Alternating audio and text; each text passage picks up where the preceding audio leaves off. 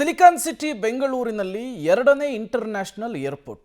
But ಎಲ್ಲಿ ಅನ್ನೋದೇ ಈಗಿರುವಂತಹ ಪ್ರಶ್ನೆ. ಒಂದು ಏರ್ಪೋರ್ಟ್ಗೆ ಮೂರು ಕಡೆಯಿಂದ ಲಾಭಿ. ಬೆಂಗಳೂರಿನಲ್ಲಿ ಎರಡನೇ ಏರ್ಪೋರ್ಟ್ಗೆ ಪೈಪೋಟಿ. ಕೇಂದ್ರ ವಿಮಾನಯಾನ ಅಧಿಕಾರಿಗಳ ಪರಿಶೀಲನೆಯ ಹೊತ್ತಲ್ಲೇ ಲಾಬಿ ಜೋರಾಗಿದೆ. ಶಿರಾದಲ್ಲಿ ಏರ್ಪೋರ್ಟ್ಗೆ ಟಿ.ಬಿ. ಜಯಚಂದ್ರ ಅವರು ಒತ್ತಡವನ್ನು ಹಾಕ್ತಿದ್ದಾರೆ. ಶಿರಾದಲ್ಲಿ ಏರ್ಪೋರ್ಟ್ ಆದರೆ ಉತ್ತರ ಕರ್ನಾಟಕಕ್ಕೂ ಕೂಡ ಹೆಲ್ಪ್ ಆಗುತ್ತೆ, ಅನುಕೂಲ ಆಗುತ್ತೆ. ಎರಡನೇ ಏರ್ಪೋರ್ಟ್ ನಿರ್ಮಾಣಕ್ಕೆ ಇನ್ನೂ 8 ವರ್ಷ ಬಾಕಿ ಇದೆ.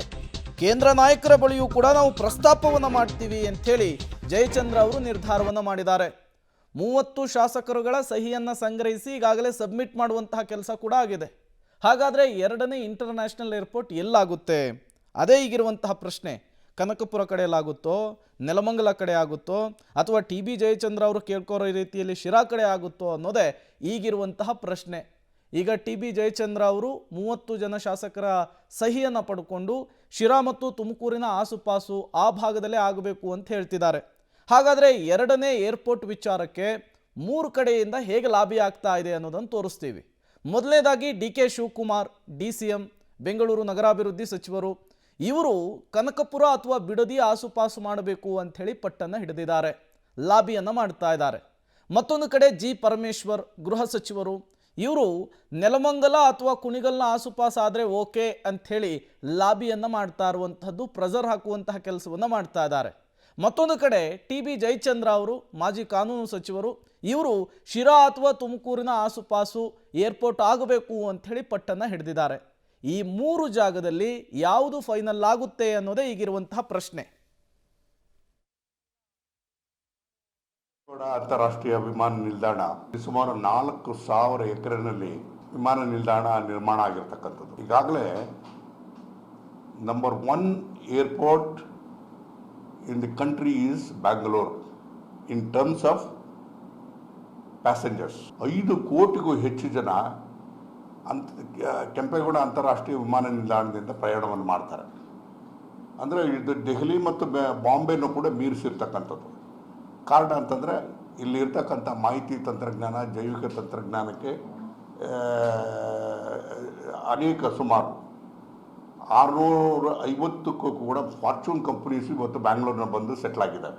ಸೊ ಹಾಗಾಗಿ ಲಕ್ಷಾಂತರ ಹುದ್ದೆಗಳು ಸೃಷ್ಟಿಯಾಗಿರ್ತಕ್ಕಂಥ ಹಿನ್ನೆಲೆಯಲ್ಲಿ ಪ್ಯಾಸೆಂಜರ್ಸು ಹೋಗ್ತಲೇ ಇರಬೇಕಾಗ್ತದೆ. ಅದರಲ್ಲೂ ಕೂಡ ನೀವು ಬೆಂಗಳೂರಿಗೆ ಬೆಂಗಳೂರೆಲ್ಲ ನೀವು ಬೇರೆ ಬೇರೆ ದೇಶಕ್ಕೂ ಹೋಗ್ತಕ್ಕಂಥದ್ದು ಕೂಡ ಇದೆ.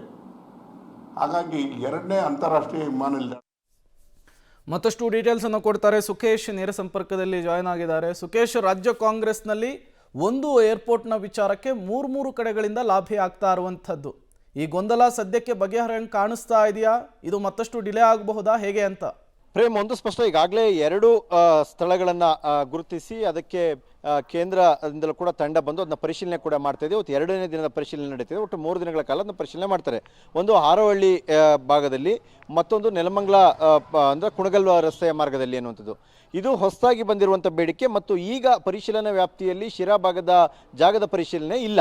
ಆದರೆ ಒತ್ತಡವನ್ನು ಜಾಸ್ತಿ ಮಾಡಿ ಏನಾದರೂ ಕೇಂದ್ರ ಸರ್ಕಾರದ ಮೇಲೂ ಒತ್ತಡ ತಂದರೆ ಆ ಭಾಗದ ಶಾಸಕರುಗಳು ಅಥವಾ ಟಿ.ಬಿ. ಜಯಚಂದ್ರ ಅವರಲ್ಲ, ಅದನ್ನು ಕೂಡ ಪರಿಶೀಲನೆ ಮಾಡೋಣ ಅಂತ ತೀರ್ಮಾನಕ್ಕೆ ಏನಾದ್ರು ಬಂದರೆ ಅದು ಪರಿಶೀಲನೆ ಆಗ್ಬೋದು. 3ನೇ ಜಾಗದ ಪರಿಶೀಲನೆ ಅನಿವಾರ್ಯವಾಗಬಹುದು. ಆದರೆ ಇದುವರೆಗೆ ಅವರು ಒತ್ತಡ ತಂದಂತೂ ಸ್ವಲ್ಪ ತಡವಾಗಿರೋದ್ರಿಂದ ಈಗ 2 ಸ್ಥಳಗಳು ಅಂದರೆ ಹಾರೋಹಳ್ಳಿ ಭಾಗ ಮತ್ತು ನೆಲಮಂಗಲ ಸಮೀಪದಲ್ಲಿ ಸ್ಥಳ ಪರಿಶೀಲನೆ ಮತ್ತು ಬೇರೆ ಬೇರೆ ಟೆಕ್ನಿಕಲಿ ಏನೆಲ್ಲ ವಿಚಾರಗಳಿದೆ ಅವೆಲ್ಲ ಪರಿಶೀಲನೆ ತಜ್ಞರ ತಂಡ ಮಾಡ್ತಾ ಇದೆ. ಹಾಗಾಗಿ ಈ 2 ಪರಿಶೀಲನೆ ಮುಗಿಯುತ್ತೆ ನಾಳೆಗೆ.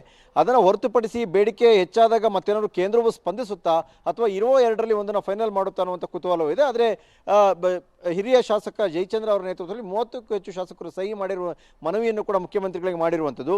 ಶಿರಾ ಭಾಗಕ್ಕೆ ಏರ್ಪೋರ್ಟ್ ಬಂದರೆ ಉತ್ತರ ಕರ್ನಾಟಕ ಭಾಗಕ್ಕೂ ಸಹ ಅದು ಸಹಕಾರಿಯಾಗುತ್ತೆ ಮತ್ತು ಬೆಂಗಳೂರಿಂದ 1 ಗಂಟೆ ಅವಧಿಯಲ್ಲಿ ರೀಚ್ ಆಗ್ಬೋದು ಅಂತ ಜಾಗ ಕೂಡ ಹೌದು. ಮತ್ತು ಇಂಟರ್ನ್ಯಾಷನಲ್ ಏರ್ಪೋರ್ಟಿಂದ 150 ಕಿಲೋಮೀಟರ್ ಡಿಸ್ಟೆನ್ಸ್ ಕೂಡ ಮೇಂಟೈನ್ ಮಾಡಿದಂತಾಗುತ್ತೆ. ಈ ಎಲ್ಲ ವಿಚಾರಗಳನ್ನ ಇಟ್ಕೊಂಡು ಅವರು ಬೇಡಿಕೆಯನ್ನು ಮುಂದಿಟ್ಟಂತೆ ಕಾಣಿಸ್ತಾ ಇದೆ. Prem, okay, thank you Sukhesh ತಮ್ಮೆಲ್ಲ ಮಾಹಿತಿಗಾಗಿ.